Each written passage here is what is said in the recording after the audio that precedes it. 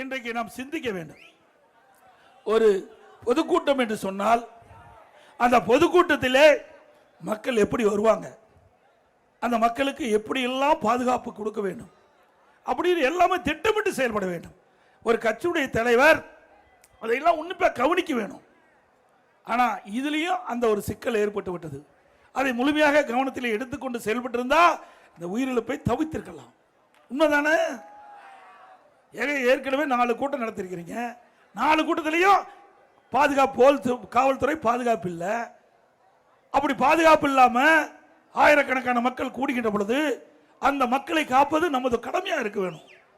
அதுதான் உண்மையான கட்சி தலைவருக்கு அழகு. அதையும் நாம் கடைபிடிக்க வேண்டும். அது எந்த கட்சியா இருந்தாலும் சரி, அது எந்த கட்சியாக இருந்தாலும் அந்த கட்சிக்கு வருகின்றவர்களை பாதுகாப்போடு பாதுகாக்க வேண்டியது அந்த கட்சியினுடைய தலைவருடைய கடமை.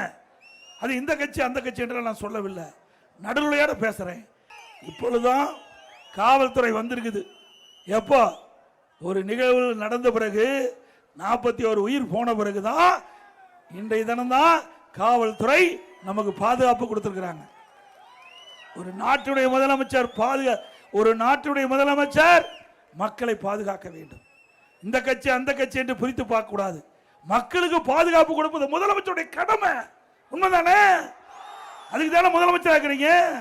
அதுக்கு உங்க இடத்துல தானே காவல்துறை இருக்குது.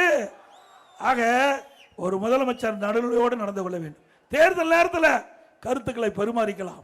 ஆனால் தேர்தல் முடிந்த பிறகு, ஒரு ஆட்சி அமைந்த பிறகு அந்த ஆட்சியாளர்கள் அவர்கள் இந்த நாட்டு மக்களை கண்ணை இமைகாப்பதை போல காக்க வேண்டும்.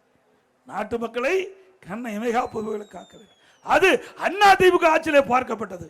திராவிட முன்னேற்ற கழக ஆட்சியிலே மாட்டான் தாய் பிள்ளைகளை போல இன்றைக்கு எதிர்கட்சியை இன்றைக்கு பார்த்து கொண்டிருக்கிறது. இது அழகல்ல. இனியாவது இந்த அரசாங்கம் உணர்ந்து ஆளுங்கட்சிக்கு ஒரு நீதி, எதிர்கட்சிக்கு ஒரு நீதி இல்லாம நடுநிலையோடு அனைவருக்கும் பாதுகாப்பு கொடுக்க வேண்டும் என்று நேரத்தில் கேட்டுக்கிறேன். பிளே ஸ்டோர் மற்றும் ஆப் ஸ்டோரில் இருந்து பாலிமர் செயலியை QR கோடு மூலம் பதிவிறக்கம் செய்யுங்கள். செய்திகளை உடனுக்குடன் பெறுங்கள்.